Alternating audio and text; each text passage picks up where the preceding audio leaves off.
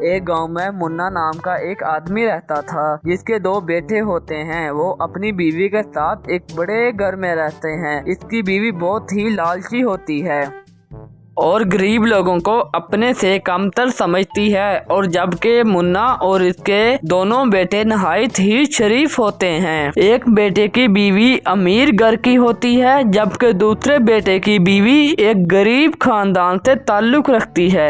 एक दिन दोनों अपनी सास के पास बैठी होती हैं। गरीब बहू अपनी सास के पांव दबा रही होती है, जबकि अमीर बहू वहाँ बैठी मोबाइल पर स्टोरी लैंड की मजेदार कहानियाँ देख रही होती है। बहू जाओ मेरे लिए 1 कप चाय का बना कर लाओ। जी माँ जी, मैं अभी चाय बना कर लाती हूँ आपके लिए। जबकि दूसरी तरफ जिसका नाम राशि होता है, वो अमीर घराने से ताल्लुक रखती है। इसके अंदर बहुत ज्यादा नखरा होता है और इसने कभी भी घर का काम नहीं किया होता। वो मोबाइल इस्तेमाल करते हुए बोलती है, माँ जी अच्छा हुआ आपने उसे भेज दिया। आपको तो पता है मैंने कभी किसी काम को हाथ नहीं लगाया। मैं सदके जाऊँ मेरी राशि, मुझे पता है, इसलिए तो मैं उस गवार गरीब को काम का बोलती हूँ। जबकि दूसरी तरफ गोपी किचन में चाय बना रही होती है तो बाहर से दरवाजे की बेल सुनाई देती है। वो चाय छोड़कर बाहर की तरफ चली जाती है। इसी दौरान राशि किचन में आकर चाय में चीनी ज्यादा डाल देती है। कुछ देर बाद गोपी अपनी सास के लिए चाय लेकर आती है। गोपी कहाँ मर गई थी? इतनी देर बाद चाय क्यों लाई है? माँ जी वो बाहर दूध वाला आ गया था, मैं वो लेने चली गई थी। सास चाय का एक घूंट पीते ही जमीन पर कप को फेंक देती है और अपनी बहू को बुरा भला कहना शुरू कर देती है। गोपी बहू शर्म नहीं आती तुझे? अपनी सास को चीनी ज्यादा चाय में डालकर मारना चाहती हो? अभी तो मैंने देखा ही क्या है। नहीं माँ जी, मैं तो वो बस ना। माँ जी की बच्ची दफा हो जाओ यहाँ से, अपनी शक्ल गुम करो। तेरी वजह से अब मुझे चाय के बगैर सास मेरी डाइन वाला ड्रामा देखना पड़ेगा। दफा हो जाओ यहाँ से। जबकि दूसरी तरफ राशि ये देखकर बहुत ज्यादा खुश होती है और वो चाय का एक और कप ले आती है। मॉम ये ले, मैंने आपके लिए कम चीनी वाली चाय बनाई है। सदके जाऊं मेरी प्यारी अमीर बहू, तुम कितनी अच्छी हो, तुम्हें मेरा कितना ख्याल है। और ये गरीब पता नहीं कहां से हमारी किस्मत में आ गई थी। आजा बहू, तुझे सास कैसे बहू को जलील करती है वो वाला ड्रामा दिखाऊं। दफा करो इस मोहकली को। इसी दौरान मुन्ना और इसके बेटे घर आते हैं तो राशि इनको देखकर कमरे में चली जाती है। मुन्ना और इसके बेटे सोफे पर बैठ जाते हैं और गोपी इनके लिए पानी लेकर आती है। मेरी प्यारी बेटी, सारा दिन कामों में लगी रहती हो, थोड़ा आराम भी कर लिया करो बेटा।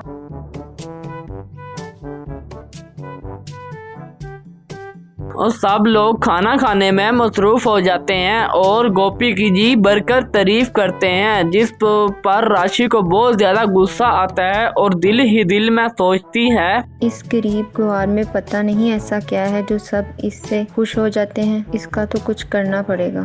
एक रात गोपी घर की सफाई करते हुए पानी फर्श पर होने की वजह से गिर जाती है और जोर तोर से चलाना शुरू कर देती है। और इतनी ही देर में राशि और इसकी सास आ जाती हैं। मम ये देखें, आपकी बहू कितनी गिरी हुई है, मेरा मतलब है फर्श पर गिरी हुई है। Oh my good. माँ जी चुप करें। Oh sorry. अरे ओ गरीब गवार, क्यों घर को सर पर उठा रखा है तूने?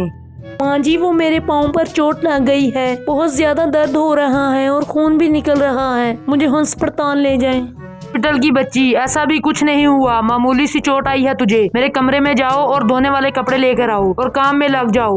ये सब देखकर राशि बहुत ज्यादा खुश होती है और अपनी सास से कहती है,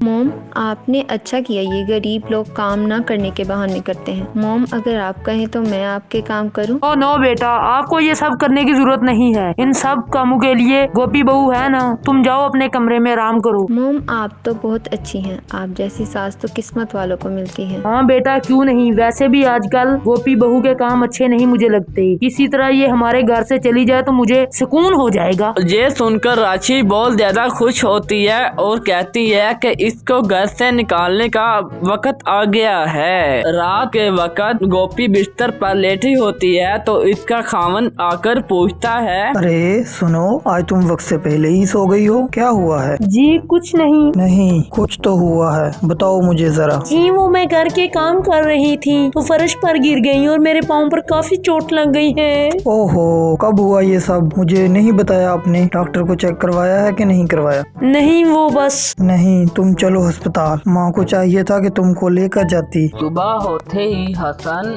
गुस्से से अपनी माँ के पास आकर पूछता है, माँ, गोपी को चोट आई है, आप लोग उसे अस्पताल क्यों नहीं लेकर गए? नहीं हुआ उसे, मामूली से चोट तो आई है, घर में कोई देसी दवाई लगा दो, ठीक हो जाएगी। माँ, अफसोस की बात है वैसे। कुछ वक्त गुजरने के बाद गोपी का पाँव बिल्कुल ठीक हो जाता है और वो घर के काम करना शुरू कर देती है। और ये सब देखकर राशि को बहुत ज्यादा गुस्सा आता है। और जब रात को सब सो रहे होते हैं तो वो अपने कमरे से सोने की चूड़ियां लाकर गोपी के कमरे में रख देती है।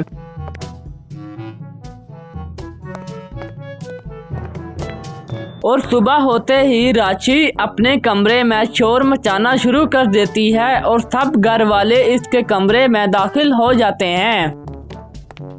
क्या हुआ बेटा, क्यों शोर मचा रही हो? मॉम, मेरे कमरे से किसी ने चोरी कर ली। मेरी सोने की चूड़ियाँ कोई चोर ले गया। मैं तो लुट गई माँ जी। वो मेरी माँ की आखिरी निशानी थी मेरे पास। बहू, क्या ऐसे कैसे हो सकता है? कौन कर सकता है ये सब? मुझे नहीं पता कौन ले गया। सबके कमरों की तलाशी करो। बहू, ये सब क्या बोल रही हो तुम? हम तुम्हें चोर लगते हैं? मुझे नहीं पता, मुझे मेरी चूड़ियाँ चाहिए। बहू, तुम सब पर कैसे इल्जाम लगा सकती हो? अगर किसी पे शक है तो बताओ। मुझे तो गोपी पर शक है, वही ये काम कर सकती है। और फिर सब लोग गोपी के कमरे की तलाशी लेते हैं तो चूड़ियां मिलते ही सब लोग हैरान और परेशान हो जाते हैं। देख लिया ना सबने, मैंने कहा था ना कि ये चोर हैं। तुम चोरी करोगी? ये उम्मीद नहीं थी मुझे तुमसे। गरीब गवार की गवार ही निकली, अपने ही घर में चोरी कर डाली। कैसी तरबियत की है तेरे माँ बाप ने तुझे, कलमोही? नहीं माँ जी नहीं, मैं ऐसा कभी नहीं सोच सकती। और वो भी चोरी करने का, मैं क्यों चोरी करूँगी? भला मुझे किस चीज की कमी है इस घर में? तुमने चोरी की है, लिहाजा तुम मेरे घर से चली जाओ, दफा हो जाओ यहाँ से। कोई जगह नहीं है तुम्हारी यहाँ पर। माँ, अब ये क्या कह रही हैं? मैंने जो कहना था कह दिया। चाहो तो तुम भी इस कलमुही के साथ घर छोड़कर जा सकते हो। इसी दौरान राहुल अपनी बीवी गोपी को लेकर सामने वाले घर में रहने चला जाता है और ये सब देखकर राशि बहुत ज्यादा खुश होती है और बोलती है, मेरा प्लान तो कामयाब हुआ। इस गवार को मैंने आखिरकार निकाल ही दिया घर से। अच्छा, छोटी बहू का बड़ा मजा करवाया, आज इंडियन बहू की तरह। नहीं नहीं माँ जी, ये सब झूठ है। वाह, आज का तो वो ड्रामा भी देखना है, बहू सबसे अच्छी। काफी वक्त गुजरने के बाद मुन्ना और इसका बेटा किसी काम के लिए शहर से बाहर चले जाते हैं और रात के वक्त अचानक सास की तबीयत खराब हो जाती है और राशि को आवाजें देना शुरू कर देती है। जबकि राशि घोड़े बेचकर सो रही होती है तो सास की आवाज सुनकर उठ जाती है और कहती है, ये बूढ़ी आधी रात को क्यों आवाज दे रही है, पता नहीं क्या। जबकि सास मुसलसल आवाजें दे रही होती है और ये सब सुनकर सास के पास नहीं जाती और वो कंबल ओढ़कर सो जाती है। और कुछ देर बाद सास उसके कमरे में आ जाती है और बोलती है, राशि बहू, मेरी तबीयत बहुत ज्यादा खराब है, मुझे हॉस्पिटल ले जाओ, मुझे बहुत तकलीफ हो रही। माँ जी, इस वक्त मैं आपको कहाँ ले जाऊँ? आधी रात हो गई है, आपकी नौकर नहीं हूँ मैं।